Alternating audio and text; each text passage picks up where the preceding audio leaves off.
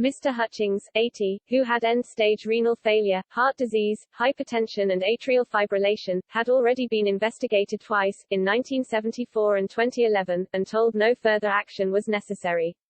But in 2015 he was arrested at his home in Cornwall and taken to Belfast for a 6-year ordeal, which ended in his death on Monday night after he caught COVID. At his trial earlier this month, the prosecution admitted there was no evidence to prove which soldier had fired the shots that hit the victim, John Pat Cunningham.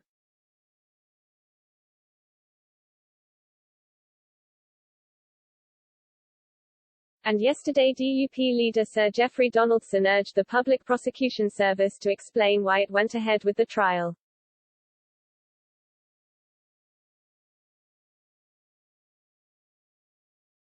He said, "We are very concerned that Dennis Hutchings, an 80-year-old veteran, a man in ill health who was on dialysis, was brought before the courts in these circumstances."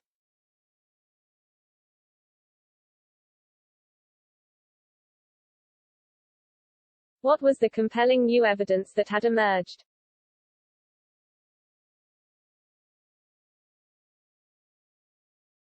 What was in the public interest to bring this man to trial at this time?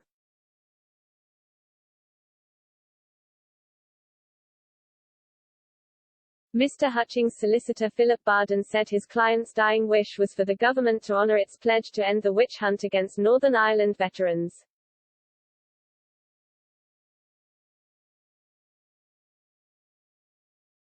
Former Army officer Johnny Mercer, who was sacked as defense minister earlier this year after railing against the government's failure to protect the veterans, said the trial had killed his friend.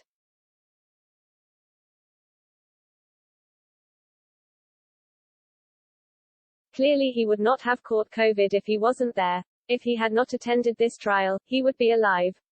The trial killed him, and for me that, it's shocking, it was always the worst outcome.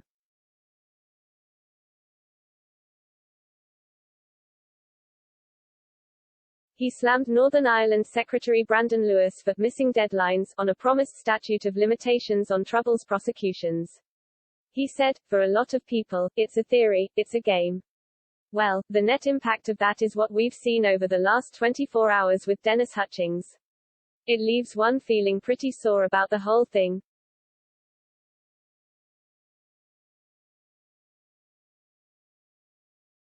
In July, Mr. Lewis provoked fury in the province and air by proposing a ban on prosecutions of veterans and terrorists for incidents before a deadline, expected to be the 1998 Good Friday Agreement.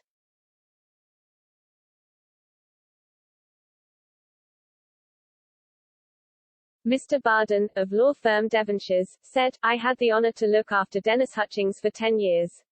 I was with him on Monday shortly before he passed away. What follows is what he wanted me to say on his behalf. I hope that the government will now enact a statute of limitation that will end the shameful pursuit of Army veterans in Northern Ireland.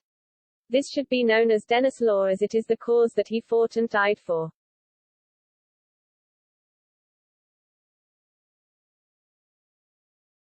Mr. Hutchings had denied the attempted murder of Mr. Cunningham in County Tyrone in 1974 and a count of attempted grievous bodily harm with intent. Mr. Cunningham, 27, was shot in the back after running away from an army patrol hunting IRA terrorists. He had the mental age of a child and was afraid of soldiers.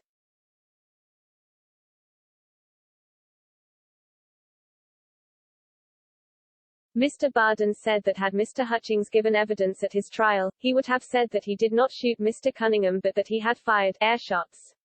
Mr. Hutchings tried to save Mr. Cunningham's life by applying a field dressing.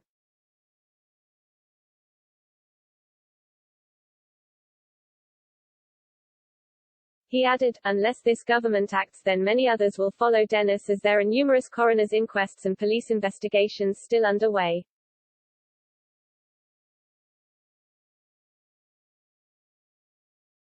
Mr. Hutchings' fellow veterans condemned the way he had been treated. Alan Barry said, "The authorities need to be brought to account for the way they hounded this man to his grave."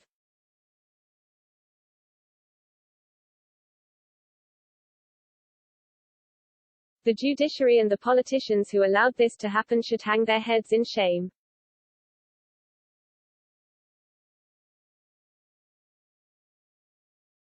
In a statement for the Northern Ireland Veterans Movement, Paul Young and ex-SAS veteran Robin Horsfall said the trial had killed him.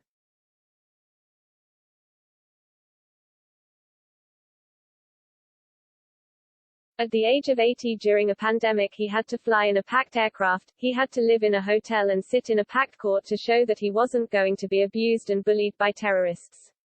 Sadly he couldn't hold out any longer.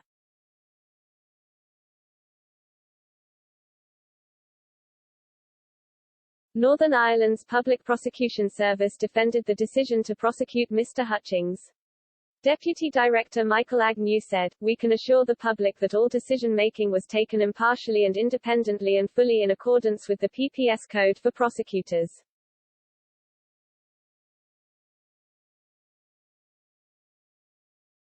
We would like to offer our deepest sympathies to the family and friends of Mr. Hutchings. Our thoughts are also with the family of John Pat Cunningham, who have waited for decades in the hope of seeing due process take its course.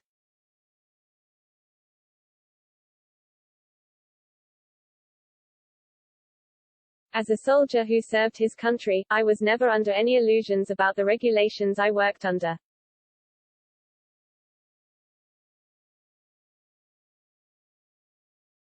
In Northern Ireland in the 1980s I knew things could go from normal to bad, or worse, in the blink of an eye. Decisions were made in fractions of a second.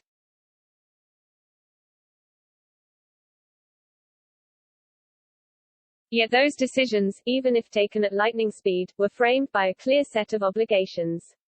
Woe betide me or my colleagues if we stepped over the line. If you broke the law, you faced the law. That's why, even today, I will not call for an amnesty for former soldiers, just as I will not back any amnesty for the bombers and the gunmen from all sides of the divide.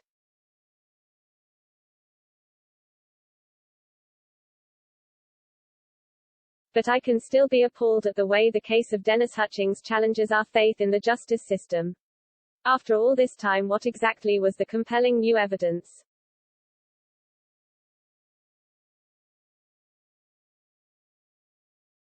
Why was it concluded that a prosecution now served the public interest?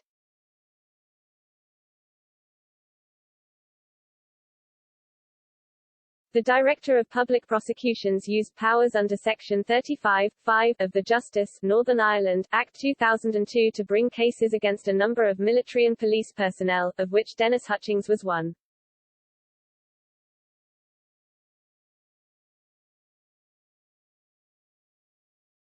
Yet those powers have not been used to bring to trial anyone for terrorist outrages. The focus appears to be firmly on the military. So why were they pushed to the top? Could it, ironically, be because they have been easier to investigate?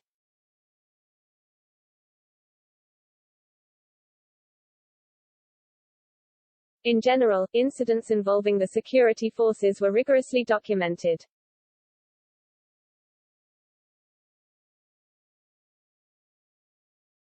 Long after the paths of Mr. Hutchings and John Pat Cunningham crossed on a winding County Tyrone road, we still have their respective families aggrieved at the process but for entirely different reasons.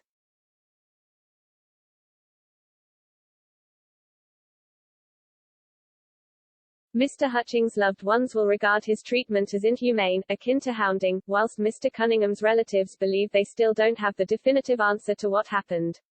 It is vital to remove any lingering suspicion that old cases are not being treated with equal weight, that crimes are being judged not on the harm they caused but on who is alleged to have carried them out.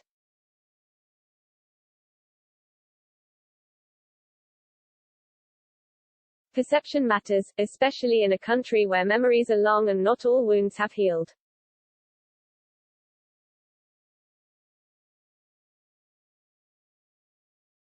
Doug Beattie is the Ulster Unionist leader.